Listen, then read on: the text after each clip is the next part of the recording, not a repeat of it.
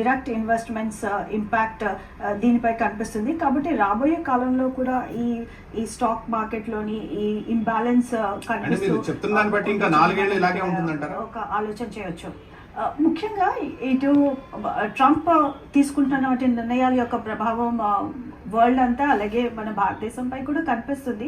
అయితే ఇక్కడ మరొక పరిణామం ఇక్కడ మనం ఆలోచన చేయాలి. ముఖ్యంగా ఈ ట్రంప్ తీసుకున్నటువంటి ఎస్పెషలీ ఈ టారిఫ్ వంటి నిర్ణయాలతో అటు అమెరికాలో కూడా ఇన్ఫ్లేషన్ పెరుగుతూ వస్తుంది.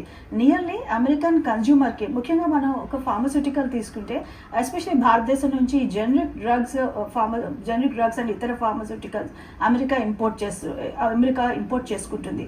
కాబట్టి నార్మల్గా ఈ అమెరికన్ కన్జ్యూమర్ పై ఈ టారిఫ్ ఎస్కలేషన్ వల్ల నియర్లీ ఈచ్ అమెరికన్ హౌస్ హోల్డ్లో ఇన్ఫ్లేషన్ 0.7 నుంచి 0.8% పెరుగుతూ వస్తున్నటువంటి పరిణామం ఇక్కడ మనకు కనిపిస్తుంది. ఇదే విధంగా అమెరికాలో ఇన్ఫ్లేషన్ ప్రస్తుతం ఉన్న పరిస్థితుల్లో ట్రంప్ రెజ్యూమ్ తీసుకున్నప్పటి నుంచి ఇదొక హ్యూజ్ ప్రాబ్లంగా ఉంది.